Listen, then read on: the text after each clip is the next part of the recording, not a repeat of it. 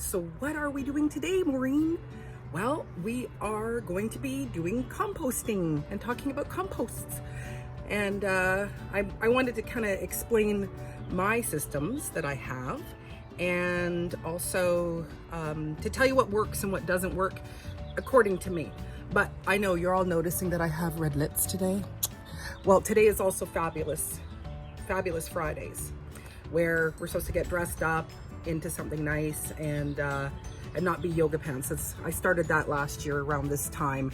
And so because I'm at work and I'm not gonna put on my wedding gown, I'm not gonna put on a dress, so I figured lipstick would do it. And also I'm wearing my my Life Begins at 50 shirt, even though I'm way over 50. But I am the birth of legends. So it's my legendary t-shirt, red lips, red glasses. I'll probably switch to sunglasses because it's lovely out here in Victoria. It's a beautiful sunny day, a little bit chilly in the shade, I will say. So I have 6 compost bins. I don't like any of them. Oh, no, I do like one because I don't have to do anything about it. So here's my 6.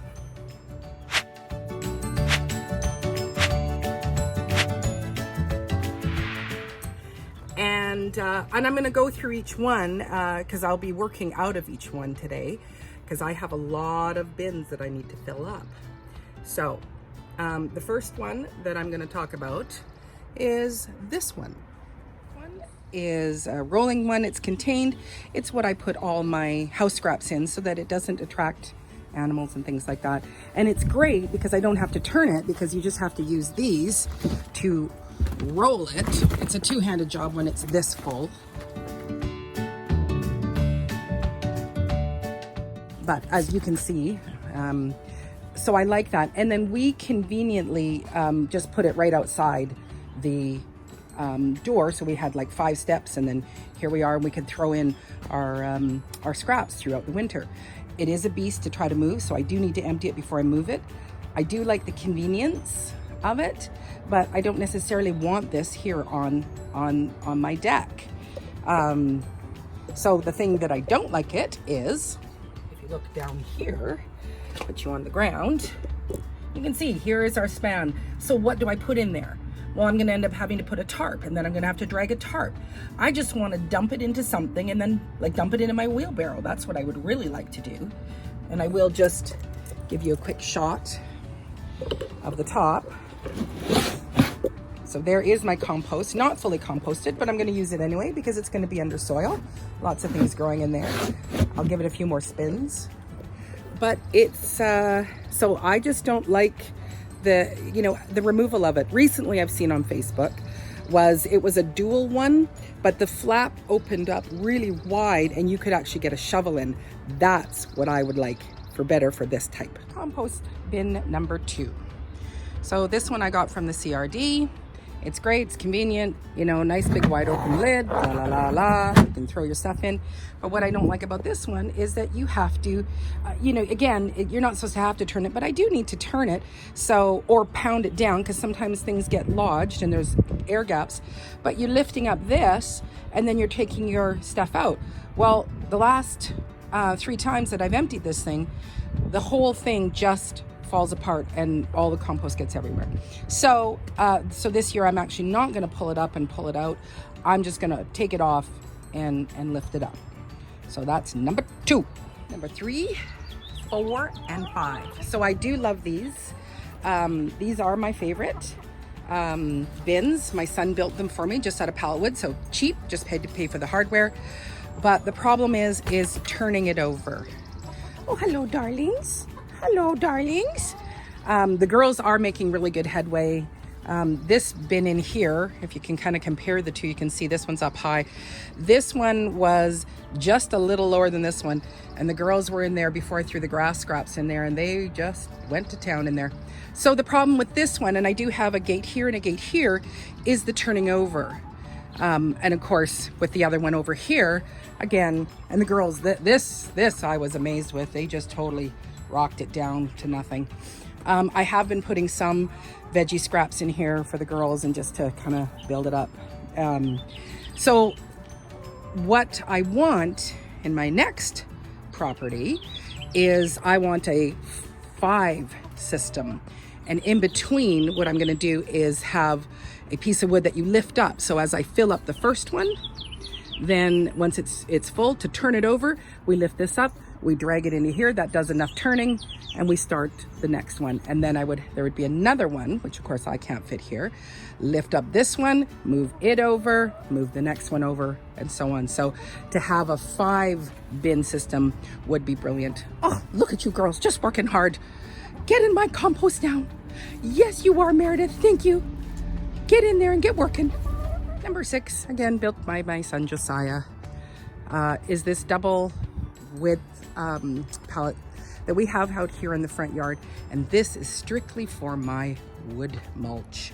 And this wood mulch we started last year. I've shown it before, and it's already breaking down. Like, a lot of these pieces were really big, and I have just left it, and it has just been composting because it has the right amount of nitrogen and carbon mixed in there. And so this is what I'm going to be putting on my veggie gardens, because it's just very clean, doesn't have any pine needles and things like that in it. And when I'm putting this on the garden, because this is part of the back to Eden method of permaculture that I'm using, you don't mix it into the soil. This is just to lay on top of the soil to help keep the moisture in, and to help to deter the weeds from coming up, or making it easy to remove them. In the 3 large compost bins that are behind my studio there, that's my studio, those ones, that mostly gets the yard mulch. And I have learned to not put my bindweed or any other type of weed in them, so we're not doing that anymore. But one little tip, and one that my son-in-law told me, because my rounding bin, there was one day I opened it up and I go, oh, it really stinks. And he said, you can just put some crumpled up newspaper or anything. So it was the fact that it needed more carbon. Things that we do put in, we of course put all of our eggshells, coffee grounds, those are all nitrogen based. Actually, when we brush out our hair, I actually put my hair in there. A couple of my students, they use the back as a loo, because apparently urine is supposed to be also very good for your compost bins. I don't personally go to the loo out there. I go into my house like a proper lady.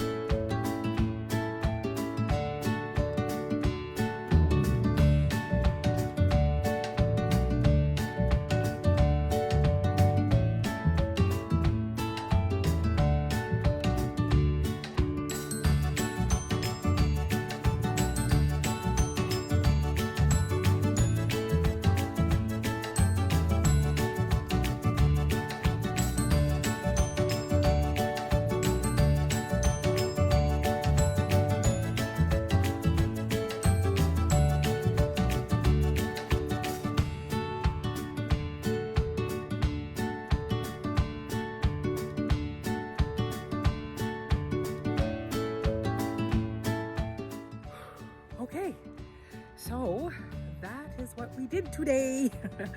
Unfortunately, I didn't get to finish with the second garden bed, which we are calling number 2. The one I was working on is called number 3.